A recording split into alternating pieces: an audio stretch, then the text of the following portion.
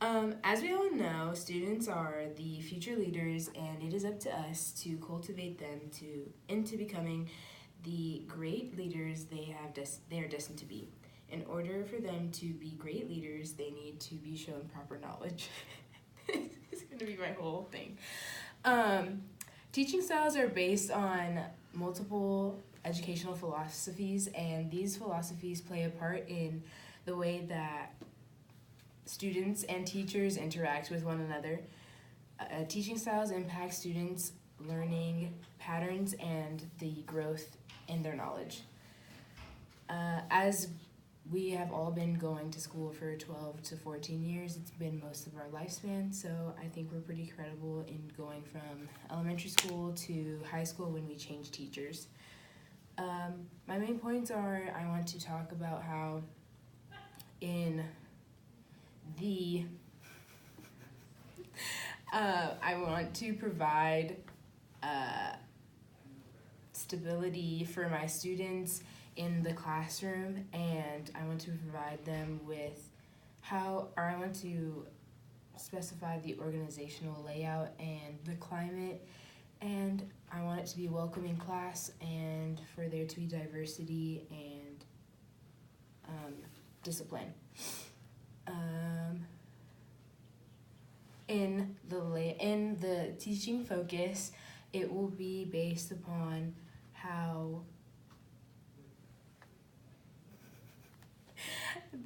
my ideal teaching focus would be to, if I had a motto, it would be get 1% better every time you step into the classroom, and you just have to be there for the same reason as everybody else, just to get better.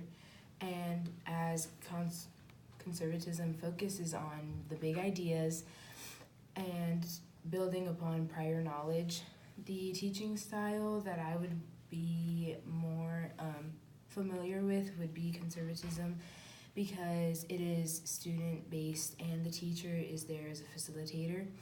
And in Huerta, it says, in a student-centered classroom, it is the student who determines their own learning needs on the basis of what is relevant to them. Being motivated in the classroom includes many other factors, which includes organization and the classroom, and how each student feels inside the classroom and out. So the layout of the classroom, I'd want it to be really interactive, and I would want it to be student-based, and like they can be really hands-on with what they're doing. And the climate of the classroom, I would want it to be really warm and welcoming and very trusting, so there's no like mistrust within, so it's easier for everybody to have a relationship, and it's really one-on-one and personal. Having a safe and trusting environment creates a safe space, but could also be taken advantage of at times, and in situations it is the best to have rules set in place for everyone, and that includes learning about diversity in the classroom just for everybody, so that you are more aware of what's happening in your classroom, and that can lead to you being aware in the overall world. And in discipline, it would be in the same book, or by the author Huerta, schooling means discipline, and to me that means that through school we gather discipline. And through both of these, I would personally take them into if I had my own classroom, the discipline would be very forgiving, but I want to teach that in the real world that it won't be as forgiving, and you might not get a second chance.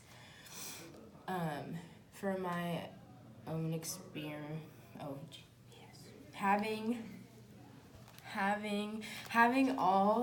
set rules aligns with how to better our students and the ways that we encourage them to be themselves and put themselves to the test. So encouraging my students, I'd want them to realize that they are